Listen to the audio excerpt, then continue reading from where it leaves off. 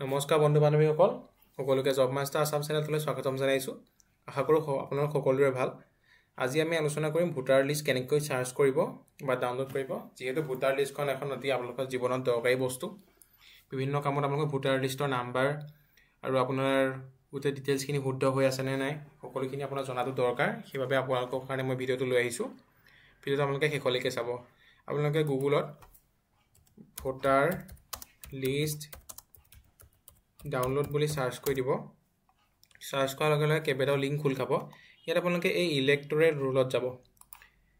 Electoral ৰুলত click কৰি দিব। Click কৰি দিয়াৰ লগে লগে ইয়াত দেখিবলৈ পাইছে বহুতকেইটা অপশ্যন খোল খাইছে। ইয়াত আপোনালোকে যাব ভোটাৰ চাৰ্চত যাব, বাকীখিনি যাব নালাগে। ভোটাৰ চাৰ্চত যাব। ভোটাৰ চাৰ্চত যোৱাৰ লগে লগে ইয়াত আপোনালোকে এপিক নম্বৰটো দি আপোনালোকৰ ভোটাৰ কাৰ্ডখন ডাউনলোড কৰিব পাৰিব। ইয়াত আপোনালোকে লেংগুৱেজ চিলেক্ট কৰিব পাৰিব। যদি অসমীয়া হয় অসমীয়া, বাংলা হ'লে বাংলা, যিটো আপুনি চুইটেবল হয় অসমীয়াত চিলেক্ট কৰিলে আপোনালোকে এপিক নাম্বাৰ, ভোটাৰ আইডিত এটা এপিক নাম্বাৰ থাকে। এপিক নাম্বাৰটো আপোনালোকে দিব লাগিব। এপিক নাম্বাৰটো দিব। তাৰপিছত আপুনি কোনখন ৰাজ্য হয়, আছামৰ হ'লে আছাম দিব। আৰু ইয়াত যিকেইটা নাম্বাৰ আছে সেইকেইটা আপুনি ইয়াত হেৰি কৰি ইয়াত চাৰ্চ কৰি দিব লাগিব। আপোনালোকে এপিক নম্বৰ দি চাৰ্চ কৰাৰ পিছত নিজৰ পাৰ্চনেল ডিটেইলছখিনি দিও চাৰ্চ কৰিব পাৰে। ইয়াত চাৰ্চ বাই ডিটেইলছ বুলি আছে, ইয়াত ক্লিক কৰিব। এইটোলৈকে প্ৰথম আপোনালোকে ষ্টেটখন দিব আছাম, ইয়াত লেংগুৱেজ দিব অসমীয়া, তাৰপিছতে আপোনালোকৰ নামটো দিব। মই এতিয়া আপোনাক কিবা এটা জাষ্ট এক্সাম্পল দি দিছোঁ। তাৰপিছত এনেকৈ দিব, আত্মীয় নাম দিব। তাৰপিছত জন্মৰ ডেট এটা দিব কিবা।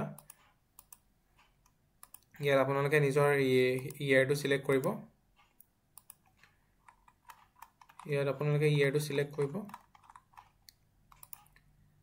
এনেকৈ চিলেক্ট কৰি